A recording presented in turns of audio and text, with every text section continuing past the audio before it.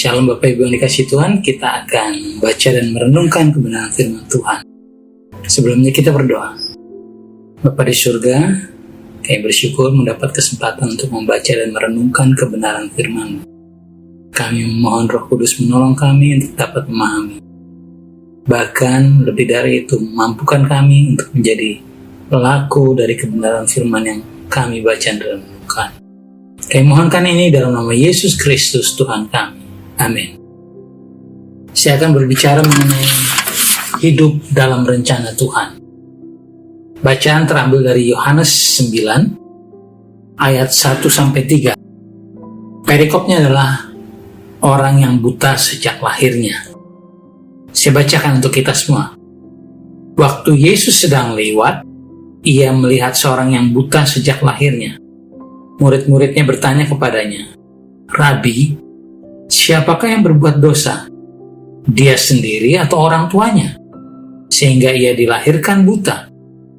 Jawab Yesus, "Bukan dia dan bukan juga orang tuanya, tetapi supaya pekerjaan-pekerjaan Allah dinyatakan di dalam dia." Saya teringat pada cerita tentang satu keluarga yang terbiasa, ya katakanlah membuat lelucon. Ketika mereka mendengar suara tokek, mereka mulai membuat prediksi akan hujan atau tidak. Tokek sekali bunyi, hujan. Tokek dua kali bunyi, tidak hujan. 3 kali bunyi, hujan, dan seterusnya seperti itu. Sampai satu ketika salah seorang anaknya, anak kecil wanita, menangis. Ibunya bertanya, "Kenapa kamu menangis begitu sedih?" "Karena ibu tidak mengasihi saya," katanya. Mengapa kamu bisa menyatakan seperti itu? Tadi saya menghitung suara tokek pertama, saya bilang ibu mengasihi saya. Suara tokek kedua, ibu tidak mengasihi saya. Suara tokek ketiga, ibu mengasihi saya. Dan tokek berbunyi sekali lagi, ibu tidak mengasihi saya. Mungkin terdengar lucu. Beberapa orang lain mungkin memakai kebiasaan lainnya, menghitung kelopak bunga daisy untuk memprediksi sesuatu. Saya mau katakan gini, banyak kali, sering kali orang Kristen meragukan kasih Allah berdasarkan situasi yang sedang mereka alami. Atau lebih parahnya lagi karena pandangan dan pendapat orang lain. Nah, pandangan serupa juga pernah dipertanyakan para murid kepada Yesus dalam bacaan kita tadi, dikatakan mengenai orang yang buta sejak lahir. Para murid bertanya, apakah orang yang buta sejak lahir ini adalah akibat dari dosanya atau dari dosa orang tuanya? Tapi jawaban Tuhan Yesus sangat jelas. Ia buta sejak lahir bukan karena dosanya, bukan karena dosa orang tuanya, tetapi supaya pekerjaan Tuhan dapat dinyatakan melalui kehidupannya. Supaya pekerjaan-pekerjaan Allah dinyatakan di dalam dia. Sebuah sudut pandang yang pasti mengejutkan. Karena pada saat itu, atau sampai sekarang mungkin, kita terbiasa untuk menyatakan bahwa jika orang mengalami hal yang buruk dalam hidupnya, itu pasti karena dosanya. Itu juga yang dilakukan oleh sahabat-sahabat Ayub. Tuduhan yang dilontarkan kepada Ayub. Orang tua yang melahirkan anak yang tidak normal, sejauh yang saya tahu dan saya baca dari referensi yang ada, juga mengalami hal seperti itu. Mereka merasakan semacam ada tudingan dan tuduhan dari pihak lain, dari orang-orang di sekitarnya, bahwa pasti ada kesalahan yang mereka lakukan, ada dosa yang mereka lakukan, sehingga anak mereka lahir dalam kondisi yang tidak normal.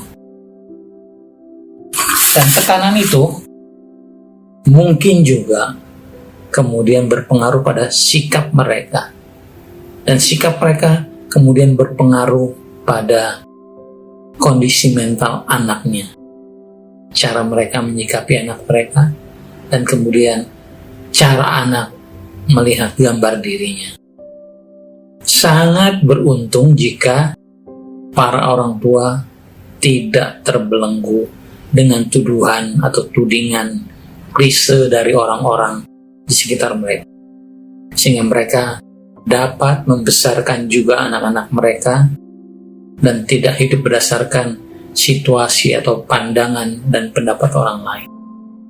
Saya yakin itulah yang dipahami dan diimani oleh Nick Vujicic.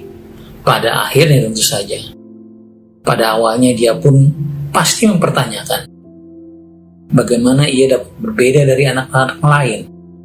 Ia lahir tanpa lengan, tanpa tungkai kaki. Jika memang Tuhan mengasihi dia, mengapa dia harus lahir berbeda dari orang lain? Tetapi akhirnya dia dapat mengatasi tudingan klise dari orang-orang di sekitarnya. Dan itu berkat orang tuanya juga yang memotivasi dia dan membantu dia untuk hidup tidak dalam bayang-bayang tudingan dan tuduhan orang lain. Dia tetap meyakini Allah, bukan berdasarkan situasi yang dia alami. Terlebih lagi bukan karena pendapat, pandangan dari orang-orang di sekitar. Dan kita tahu kemudian Nick menjadi alat berkat Tuhan bagi banyak orang di banyak bangsa. Jangan ragukan kasih Allah berdasarkan situasi yang sedang kita hadapi, terlebih lagi berdasarkan pendapat, pandangan orang lain.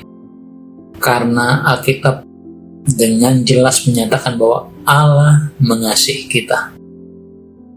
Rancangan Tuhan atas setiap kita adalah rancangan damai sejahtera dan masa depan yang penuh harapan. Tuhan menghendaki setiap kita menjadi alat berkat-Nya. Dan itu tidak terhalang oleh situasi, kondisi kita. Tuhan Yesus memberkati kita. Amin.